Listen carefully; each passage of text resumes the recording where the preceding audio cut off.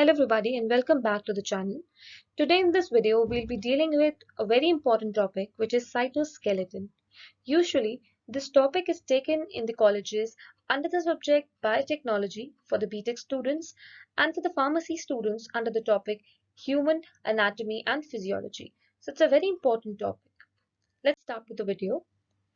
Basically, cytoskeleton is the network of filaments or fibers which is present in the eukaryotic cell. So you should memorize this thing that this feature is specific to the eukaryotic cells. Now, talking in simpler words, just imagine if you don't have a skeleton. You wake up someday and you don't have the skeleton inside your body, what will happen? You will not be able to stand, your body will fall down, it will be shapeless. So basically you do understand what is the basic feature of a skeleton, that it provides the overall shape to the body, it provides a structure to the body. Similarly, cytoskeleton is basically the cell skeleton. As it provides the shape to the cell, it helps to keep the cell organelles in place and also have a feature in motility. Now coming to the major topic of the video is the further classification of cytoskeleton. Cytoskeleton, as you can see here, mainly comprises of three major proteins which are microtubules, microfilaments, and intermediate filament. I have given a diagrammatic view here, which I've taken up from a book only. So you can see here and you can just visualize the diagrams. Let's talk about the first part, which is microfilament. Microfilament are the fine thread-like protein fiber, so which is generally composed of a protein called actin. So for formation of microfilament, the protein which is required is actin protein, right?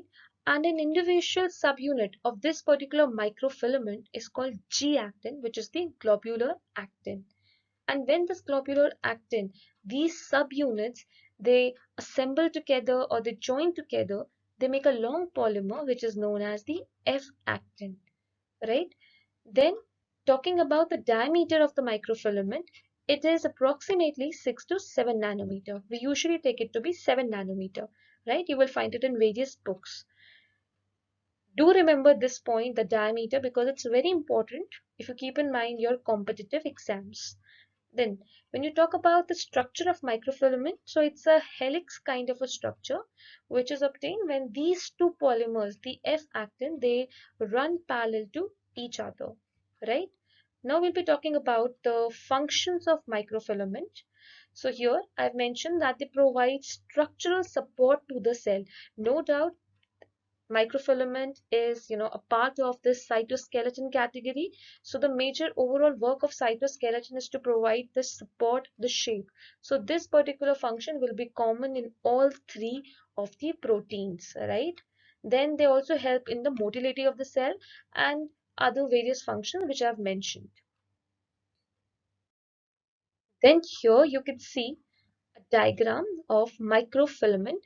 You can see that, as I just mentioned, it's a helix kind of a structure. Here, it's a helix kind of a structure which is composed of an actin molecule, right? Next comes microtubule. As the name suggests, it's kind of a tube-like structure, right? And they are the largest of all three proteins. As you can see, the diameter of this microtubule is 20 to 25 nanometer, which is the largest of all three kind of protein we're going to talk about in the video, right? So again, I would say that do memorize this particular diameter as it is very important for the competitive exam point of view. Then, as we have seen in the case of microfilament, it is made of actin protein. Similarly, the microtubule are composed of a globular protein, which is tubulin. Now, this tubulin has various subunits, but for the formation of microtubule, two subunits called alpha and beta. These particularly two subunits are used. So what happens is both of them work like a dimer and help in the formation of a linear structure. Further, this linear structure folds itself to form a cylinder. Thus, we get a cylindrical tube kind of a hollow structure, right? So, talking about the functions, again, it provides the support to the cell. It helps in determining the cell structure, that how exactly the cell will look like. Then it also helps in the locomotion, the movement of the cell. So here I'm highlighting the points so that you can easily make out all the points, right? Next, we can see the diagram of microtubule. This is a diagrammatic representation of microtubule, right? So lastly, we'll talk about intermediate filaments or fibers. So intermediate filaments are composed of multiple strands of fibrous protein. So in this case, fibrous proteins are used. They are wounded together to give you that kind of a structure, right? Now, as the name suggests, intermediate, which is like in the middle of, something in the middle of, right? So the average diameter of intermediate fibers is 8 to 10 nanometer, which is somewhere in the middle of your microfilament, which was 7 nanometer, and microtubule, which was 20 to 25 nanometer, right?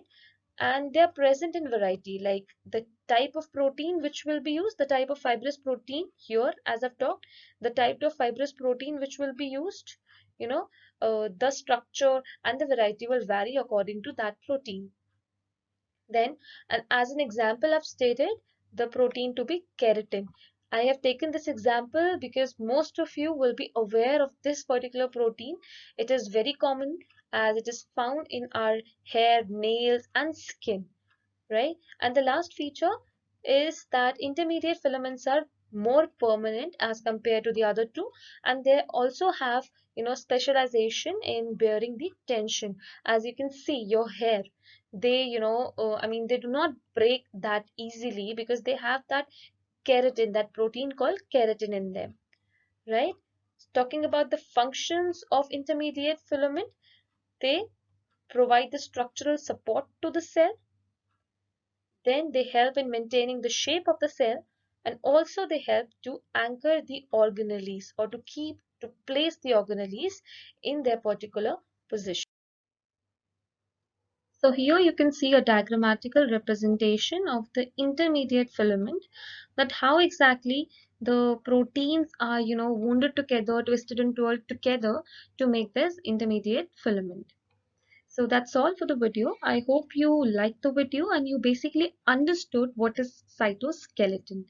If there is anything you want to understand in depth or detail, you can write it below in the comment section so that we can take up in the next video. So thank you for watching the video. Stay tuned.